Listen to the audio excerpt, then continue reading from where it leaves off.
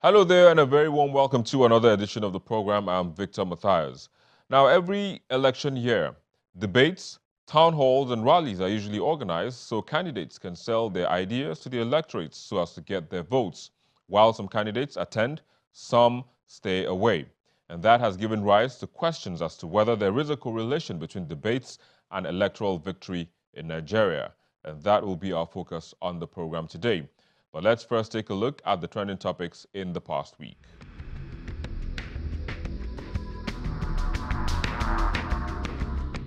For the second time, a helicopter conveying Nigeria's vice president crash-landed in Kaba, Kogi State, and Nigerians from different political and religious divides sent out messages of congratulations to the VP and others on the ill-fated helicopter.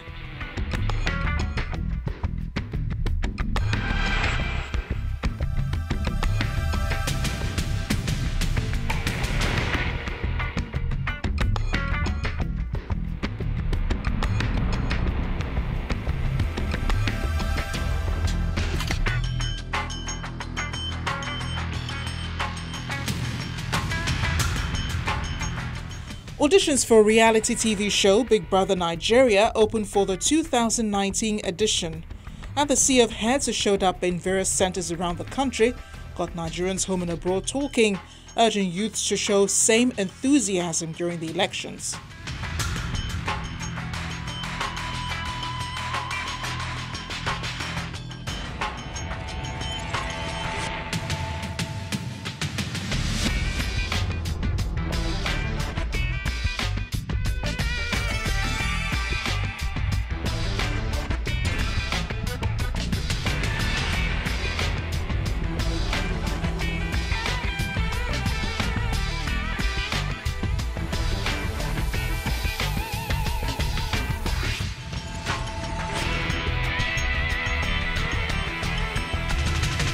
Well, there you go. Those were the trends in the past week. But joining us to look at the topic of the day, we have joining us via our Google Plus Hangout, we have Victor Bamishaye, who joins us in Lviv in Ukraine. Thanks for joining us on the program today, Victor.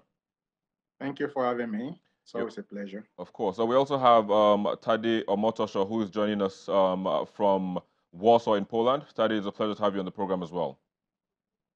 Yeah, it's great being here. Of course, Thank and you. last but not the least, we have Godi Wogu, who joins us from Prague in the Czech Republic. Godi, it's a pleasure to have you on the program as well. It's always a pleasure. Thank you for having me. Of course. So kickstart this conversation for us. We've seen the debates. People said they wanted debates, between the leading candidates, in the country. That has happened, but still yet, I mean, do you think that will influence the outcome of the election? It seems Godi is having a little bit of challenge. So Victor, kickstart the conversation for us. All right, thank you. I think when we talk about debates in Nigeria and its effect or influence on the general outcome of the election, we need to look at the evidence that is before us. How many of the winners in times past have attended such debates? And then we need to look again at the effectiveness of such debate and the demography that it really has effect on.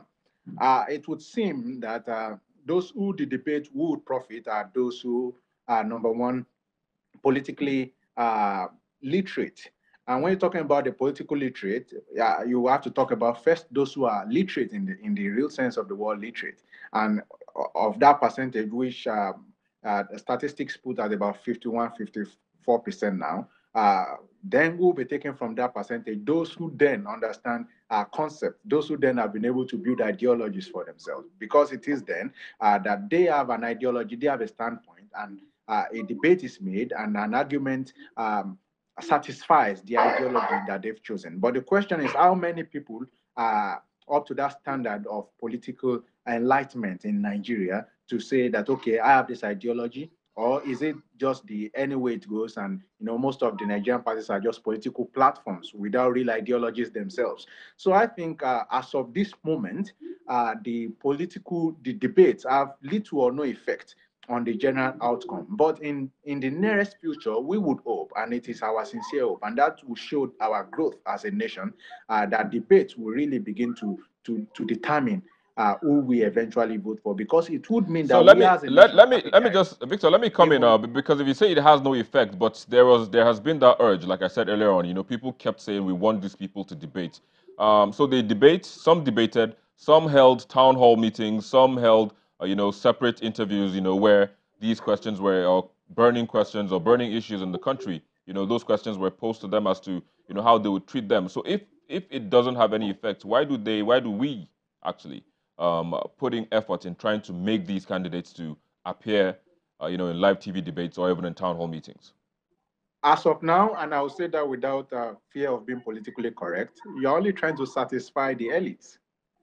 The question is, how many people get to even watch these debates? Do you have the viewership numbers, and compared to the number of the, not just even the, not, I'm not talking about the general population now, but let's just compare to the voting population.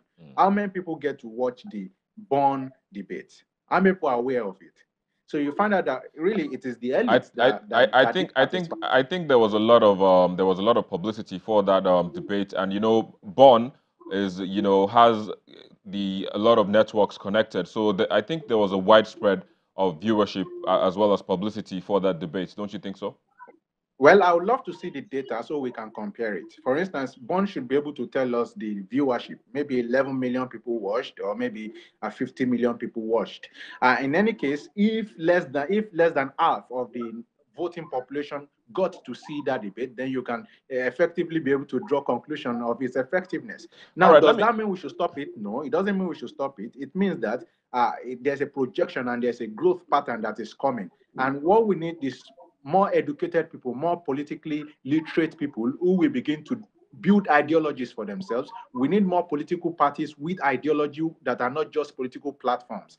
Then that will show that there's a direction or flow of ideology of how certain people in the population want the nation to go. Let But me. as of now, Yeah. it will seem as though that it is not issues that decide who people vote for, but rather cynicism, disillusionment, and then the apathy that the nation is really suffering from as of this moment. Is there a data to support that? Well, you'll see the data. The data shows from the everyday sociology of the people where tribal sentiment and ethnicism, religion comes into play That's not that's beyond the issue of national development and that's growth. So you can see that in the everyday conversation. that's not really official. But let me bring in Tade.